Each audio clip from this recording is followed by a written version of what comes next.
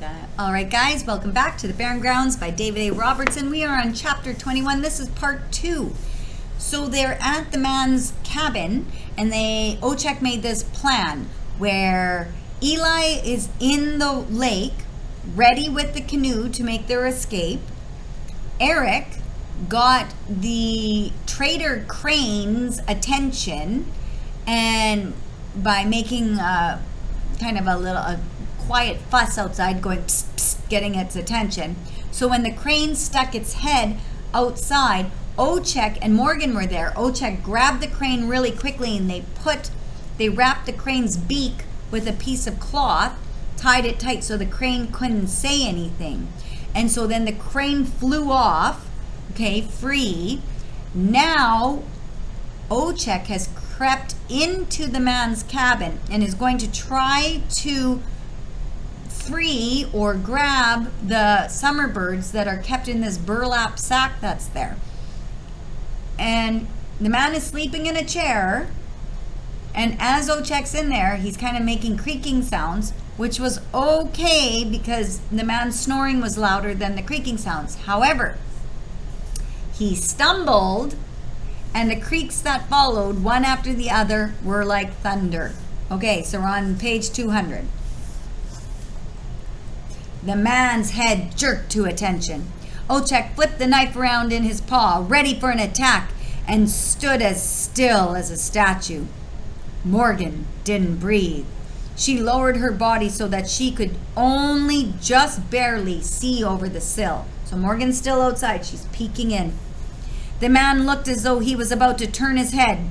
He would have seen Ochek and the bag of summer birds hanging precariously from the ceiling, but he just repositioned his head against the back of the chair, still facing away, and the snoring continued. Ochek looked at Morgan, relieved, and continued his work until there was one last thread holding the bag in place, no thicker than a piece of dental floss. The animal being put his paw underneath the bag, made one last stroke, and it fell silently into his possession. As soon as Morgan was sure he had the bag of summer birds, she ran to the canoe, and all three of them waited for Ochek. He emerged from the window with the sack over his shoulder and rushed towards them. The sun had fallen by then, and Ochek, with the shining bag in his arms, looked like a miniature sun sprinting out of the darkness, as though eager for the night to end. The canoe took off from the shore.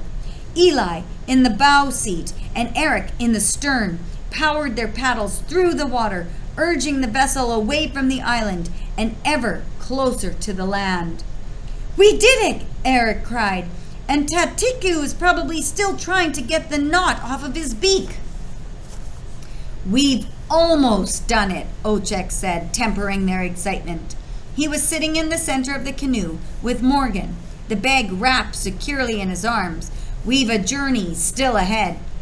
"Can't you just let them out of the bag now?" Morgan asked, staring at the bag. The birds were flying around inside like they chugged coffee, bumping against the fabric like little heartbeats. She heard muffled, excited chirping. "Not yet," Ochek said. "We need to ensure the green time begins in Mizwa, for the sake of the others." "The closer, the better," Eric said. "Paddle faster and stop talking if you want to be closer," said Eli, who'd been doing most of the work. Morgan looked back at the squirrel, who picked up the pace after Eli's command. Their moment of success, the moment that couldn't have seemed more distant when they left Mizwa, then demanded silence. Calm. There was a gentle and cool breeze, the moon and its white light glowing overhead. Morgan spread her fingers out, touched her fingertips to the water, and watched the trails left behind. The four lines continued to spread farther apart behind the boat, like tiny wakes. Thwap. Ochek hunched over, and the bag fell from his arms. "Ochek!" Morgan lunged towards him, lifted his head. He was grimacing in pain, clutching his shoulder. Morgan moved his paw to find an arrowhead sticking out from beneath his fur. She looked behind him. On the other side of his shoulder, to find the end of the arrow protruding from his body. Its beautiful, terrible feathers illuminated by the bag of summer birds. Whoosh! Another arrow zipped past Morgan's head. She looked towards the island to see the man on shore, aiming his bow toward the canoe.